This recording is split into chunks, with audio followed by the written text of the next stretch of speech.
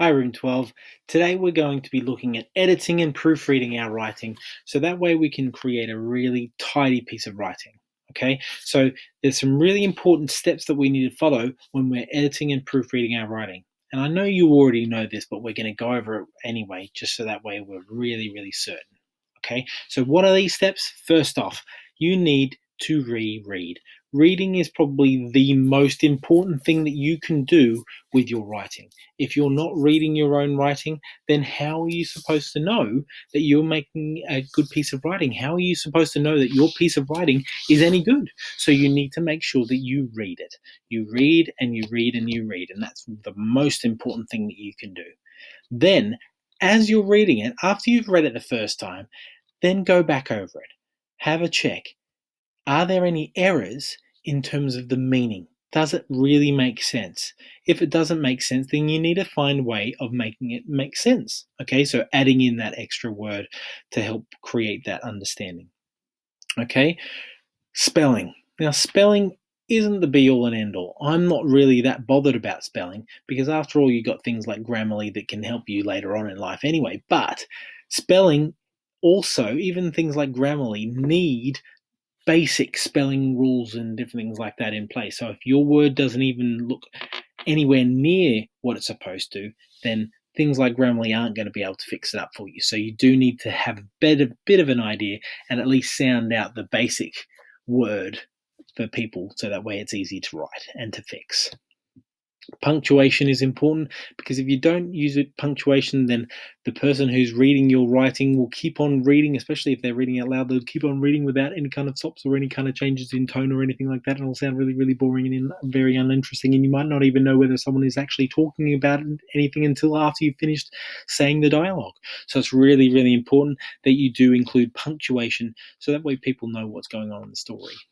Okay, looking for ways to include more interesting words or descriptive phrases. This is a really important part of your writing. If you're not looking back over and trying to make your writing more interesting, then why are you writing a story at all?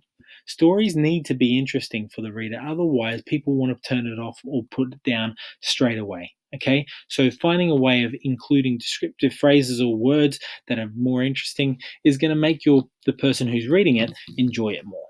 Okay. But that doesn't mean that you should overdo it. Make sure it's interesting and descriptive.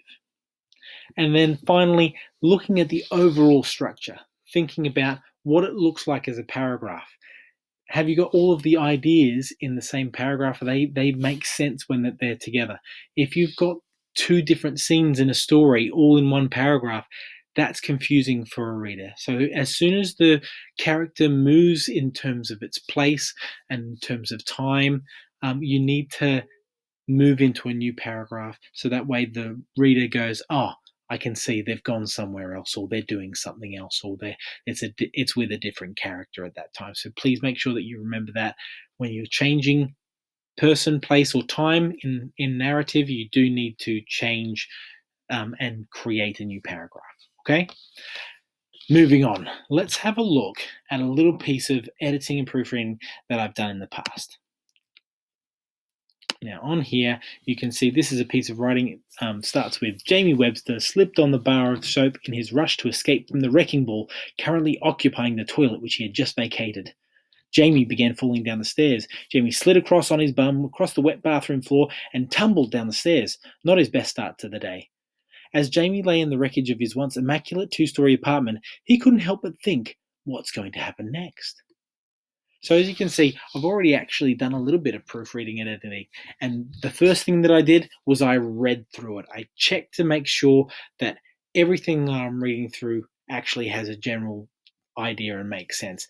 Now, what I did, as you can see here, I've actually made some changes already. So you can see I've crossed out this sentence here to show, because Jamie began falling down the stairs and then I said he slid across on his bum. Okay, he can't fall down the stairs before he's gotten out of the bathroom. So that's why I took that part out.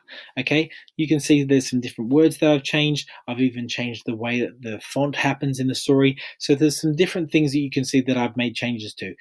In your piece of writing, you need to make sure that you're doing the same thing. I really look forward to seeing the changes that you're making in your writing. See you later.